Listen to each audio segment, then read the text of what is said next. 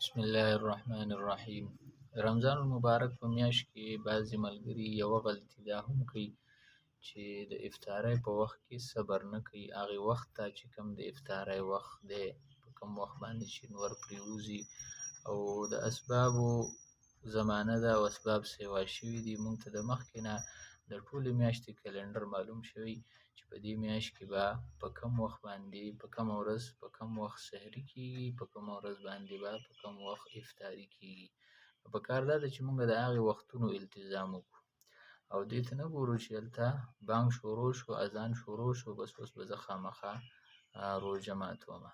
د دې مثال هغه شان دی چې هغه لطیفه مشهوره ده د سردارجي.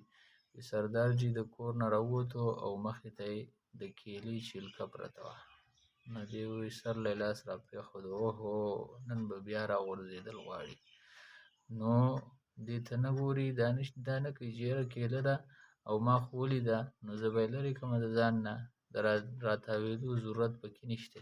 زمونږ ملګري اکثر دا خبره کوي چې یاره ټایم خو دغه دی خو سړي بانګ ووایي نو اوس خو زه صبر نشم کولی او اوس خو به راغورځېدل غواړي خامخا. نو وخت ته صبر کول پکار دي. هغه وخت چې په کوم وخت باندې د غروب وخت دی چې ښه یقیني شي یو منټ دوه سیواګرې پرې واخلي نو دغه زیاته غوره ده.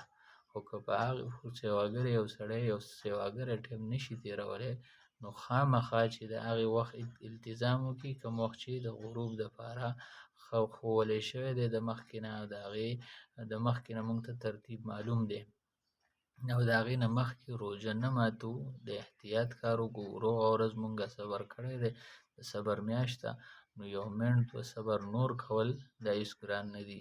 الله دې مونږ له د عمل کولو توفیق راکړي.